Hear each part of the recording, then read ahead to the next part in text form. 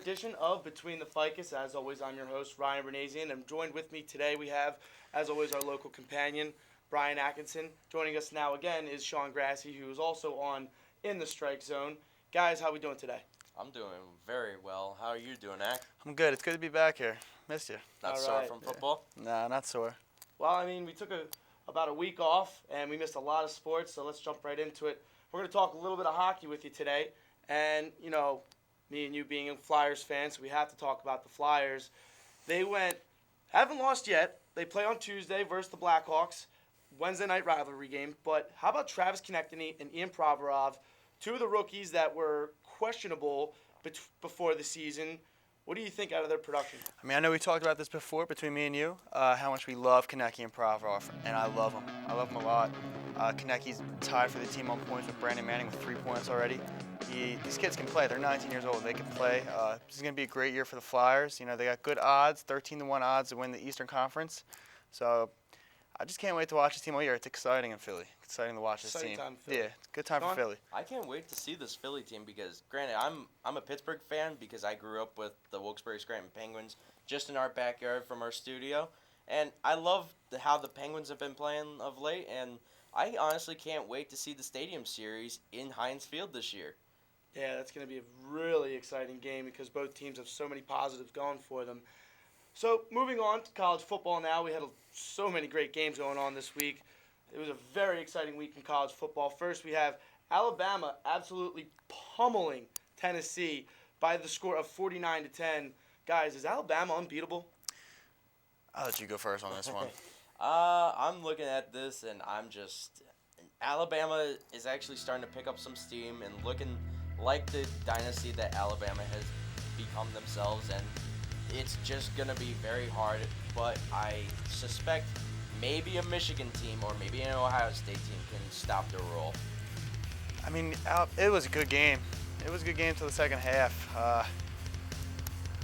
Alabama looks unbeatable, but they got a tough schedule. They don't play any jokes.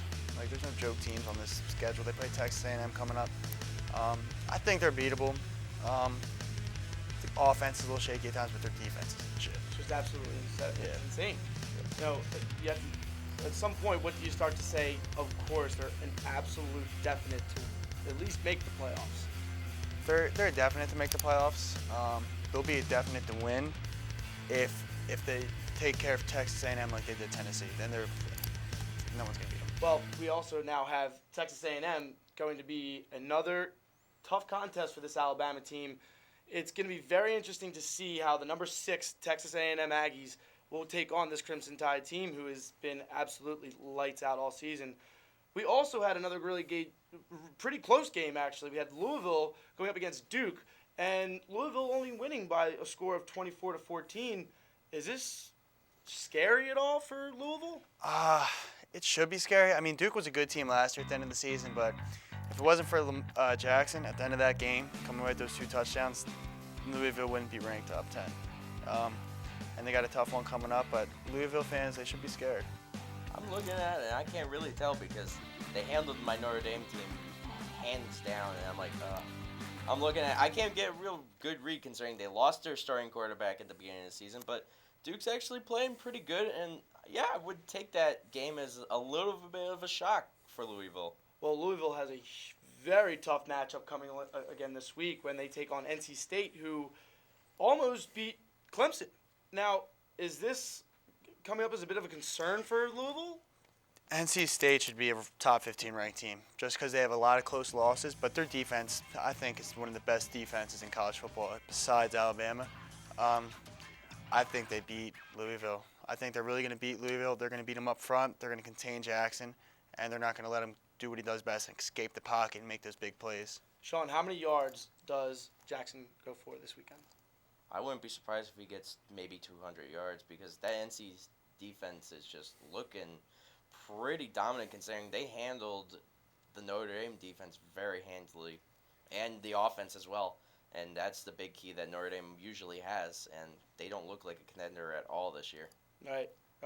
Well, it's going to be very interesting to see how these teams go up against each other this weekend, and I know I'll be watching. I don't know about you guys. But moving on to the Sunday games, the NFL, the professionals, we had a very, very Good week for some, bad week for others. Sean, I know you're a Redskins fan, and Brian, you and I are just absolutely depressed Philadelphia Eagles fans.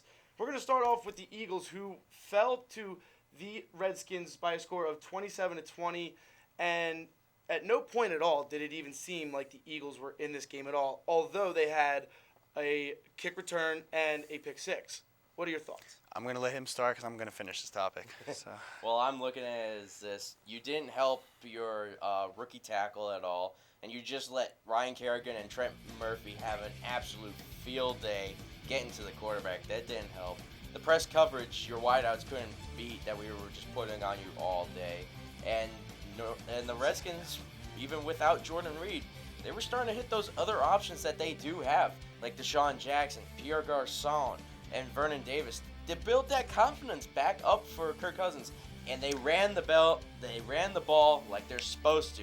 This is a running team all the way through their franchise history. They need to run the ball. 231 yards, that looks good for me. Brian, what do you got to say to that? There's a lot to say. First, let's just start off with the offense. The Eagles did get separation. If you don't remember that play when DGB snagged the ball for 39 yards, went downfield and pushed a Redskin 6 feet under. Very, very weak call by the referee. They had a ton of plays, big plays, just like the Lions week where they got called back. It's a very undisciplined team. The Eagles beat themselves. Neither team looked good. If I'm a Redskins fan, I'm not happy with the game. The Eagles almost beat them, and the Eagles played like the Eagles with Chip Kelly last year, 4-12. The defense didn't look too bright. 7 penalties were on the defense alone. We gave them 2 touchdowns. Fletcher Cox, again, on a 3rd down sack, rips the quarterback's head off or gets a late hit and gets them into the goal line, easy touchdown. We shoot ourselves in the foot the last 2 weeks. Redskins, I'm not really nervous about the Redskins. The next time we play them, I think we're gonna take care of them. You also have to take into consideration that without Lane Johnson, who is serving a 10-game suspension, the Eagles are dealing with a rookie lineman who has never seen the field, never worn a jersey. This was his first time ever on the field in Big V, Vitae. He did not look good. His technique was off. Does Doug Peterson play him again this week? Well, Big V messed up. It wasn't Big V playing bad. The right guard played bad, which made Kelsey play bad, which made the left side of the line play bad. It's a trickle-down effect. If one guy on the line isn't in sync with the rest, they're all going to play bad. On one play, Wentz got killed because Big V just let Kerrigan go right outside when he thought Smallwood was going to go and protect, and he ran a flat route. But unless you can pick up a guy in the trade market right now, give up like a 3rd or 4th round pick, try and get a decent tackle, you got to stick with Big V at least for one more week against Minnesota Vikings, which is a tough defense. But we need to do more 7-man protection with Brent Selleck, obviously. I didn't see a lot of that. Need to see more. I'm definitely going to agree with that. You have to help the rookie just do well, because that was his first ever game in the season and in his career. You got to help him out against a team that knows how to get pressure, especially in a Ryan Kerrigan and a young and upcoming Trent Murphy. You have to help him somehow, and that's definitely what you have to worry about now that Griffin and Joseph are coming in from Minnesota. Well, we'll see how the Eagles do as they take on the 5-0 Minnesota Vikings. Up next, we had the Cowboys absolutely dismantle the Green Bay Packers, and you have Dak Prescott going for 18 for 27, 247 yards, 3 touchdowns and 1 interception. And then you have the other rookie, Ezekiel Elliott, go for 28 carries and 157 yards. Guys, Dak and Zeke almost look unstoppable. Yeah, they look great. I'm glad Dak finally threw a pick, broke Brady's record, but the Cowboys' offense is so good right now. Their line is the best line, one of the best lines in NFL history. This is insane. But like Shannon Sharp said, the Packers trade for Blaine Gabbert, start him at quarterback this week because Aaron Rodgers looked terrible. The whole Packers looked terrible. Defense wasn't too bad. 30 points, that's a lot, but it's a good Cowboys offense. I'm an Eagles fan. I should be a little, not scared, but taking serious consideration that the Cowboys are a threat this year. And as a Redskins fan, I'm worried about Dallas too, because that offense is just rolling on all cylinders, even without Dez Bryant, who's going to come back for that Eagles game, which should be fun on a Sunday night. But I'm looking at this Cowboys team, and I'm like, where are you going to stop them? Because the defense, who isn't generally a good defense, is doing what they need to do. Now, you have Dak Prescott, who's on a roll, obviously, this season. you have Tony Romo, who should be coming back relatively soon. For that Eagles game. For that Eagles game, exactly. Excuse me. This has become a huge question throughout the NFL, and it's been keeping Jerry Jones up at night. Who starts? Tony Romo, Dak Prescott.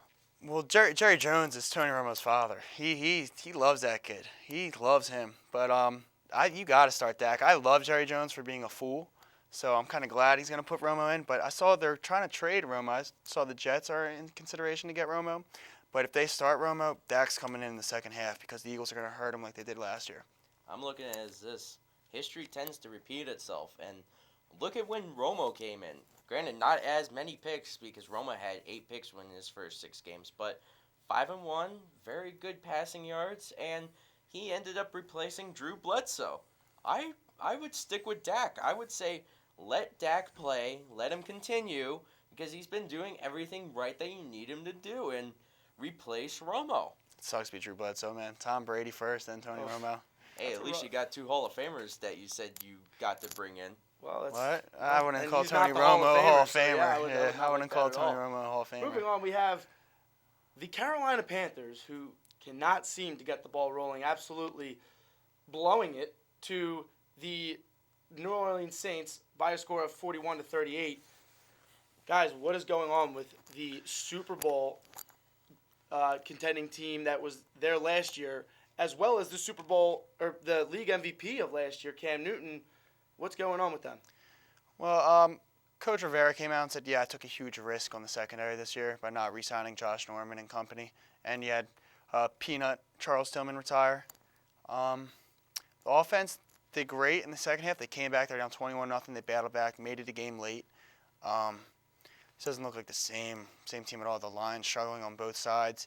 Kuechly's the only one I see flying around. The other linebacker isn't doing much. But I'm glad the Saints won because, I mean, they'd be 1-4. Yeah, right. So I love Drew Brees, so it's a good game. Good game all around. Yeah. Oddly enough, this week, it's a lot of history repeating itself because the last team to go 1-5 that went to the Super Bowl the season prior, the 04 Panthers.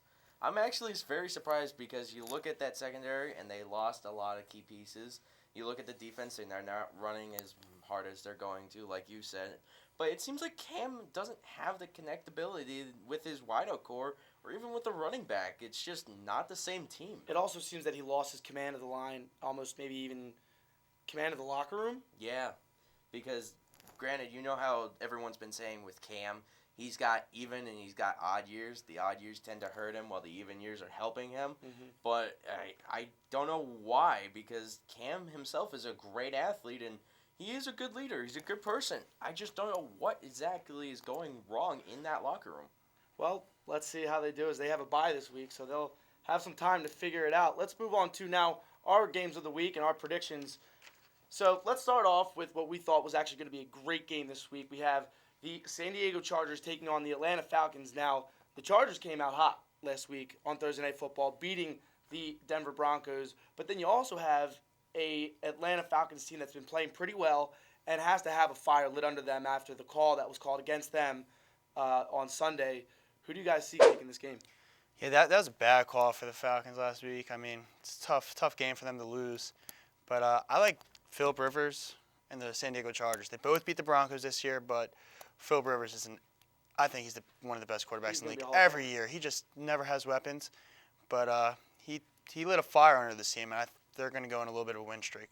That's what I say. I'm going to be afraid. Looking at this week, I'm looking into the matchup between that O-line and Joey Bosa, because Joey Bosa is coming hot, and he helped that Chargers team beat the Broncos. 100%. So I'm definitely saying Chargers with a good D and a good pressure, get to Matty Ice and warm him up a bit.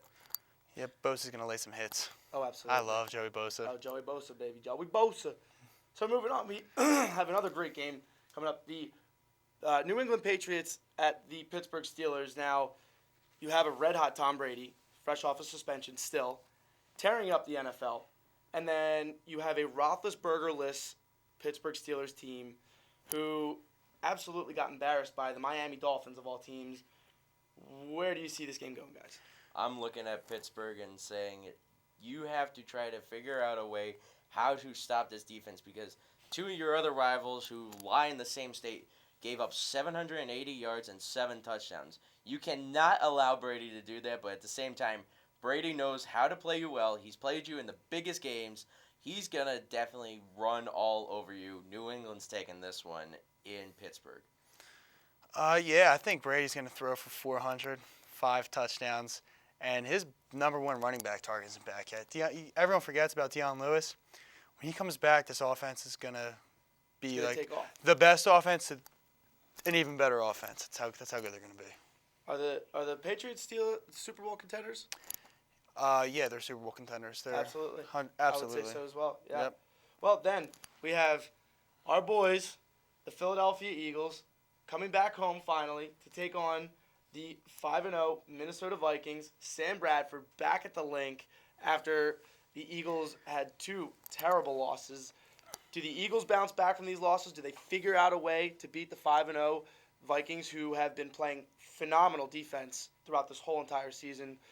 Who wins this game, guys? I'm looking at this and I'm thinking Minnesota, because you gave them a week off and they got to watch very closely 2 very bad losses, of showing them how undisciplined this Eagle team has become after that first loss. So I'm thinking it's definitely going to be Minnesota, but I wouldn't be surprised if it was going to be a 3-point win for Minnesota. What's their backup name? Sean Hill. Sean Hill. You'll see him in the second half. You think so? Sam Bradford gets hurt? Sammy Sleeves is going down. Fletcher Cox, he's injury prone. Fletcher Cox has been hitting quarterbacks all year. Sammy Sleeves is going down. Hopefully, if we play Eagles football, sound football, 3 penalties or less this game, we'll win. Carson Wentz, I don't care who he's playing, he dissects every defense. We just need to establish a running game. I don't know why they took Ryan Matthews out so many times last week. It was confusing to me. He was the best running back we had last week. Keep him in the game, get him in his groove, and shut down Minnesota's run game and just put pressure on Sammy Sleeves. I would just say another huge key thing. When you looked at the Eagles' first 3 games, Jim Schwartz's defense looked top-notch in the league. They allowed the fewest touchdowns in the league, and they had a top off their defensive line in the league. But as you saw in the last 2 games, as our 2 losses to the Detroit Lions and the Washington Redskins, it doesn't look like Jim Schwartz's defense. A lot of penalties. A lot of penalties. A lot of stupid. Undisciplined. Yeah, a lot of late hits when it's on third and 9. A late hit moves them 15 yards with the first down, then gives the offense a little lit under them to go and score. Well, that'll be a very interesting matchup, and I cannot wait for that game. Sean Hill, get ready. Sean Hill, get ready. Yeah. That's what Brian says. Sean Hill, you better get ready, because you better listen to Brian. O-line better get ready for Griffin and Joseph. Oh, boy. And then, finally, our game of the week, we have the Seattle Seahawks taking on the Arizona Cardinals. And, guys, like every year, the last few years, the Seahawks have just been good all around. Their defense is top-notch. Their offense is top in the league. And then you have a very talented Cardinals team that just hasn't been winning lately. However, they did completely blow out the Jets last night with Carson Palmer absolutely having a great game. And then our boy Derek Johnson having an outstanding game. Where do you see this one going? Yeah, Cardinals have been playing. They've been underperforming this year. John Brown, he hasn't done anything all year. They need to get John Brown involved in the game early, so it involves that deep threat, so Larry Fitzgerald can come under and catch those balls that we're used to seeing. Hopefully Palmer's all right. I know he had a hamstring injury. Hopefully he can go. I like the Cardinals in this game. Just the fact that Russell Wilson is still hurt. I know he's hurt, and hopefully they can get pressure on him, make it difficult for him. But I like the Cardinals. I say the Cardinals' D needs to come up big, because if they don't come up big, Seattle's winning this game hands down. All right. Well, like these games and many more, it's going to be always, as always, a great NFL week. And just like in the world of sports, there's new stuff to talk about all week. And just like next week, we get to talk about all that stuff when we see you again next week. As always, I'm Ryan Bernasian, joined with Sean Grassi and Brian Atkinson. Thanks for watching Between the Ficus. We'll see you next week.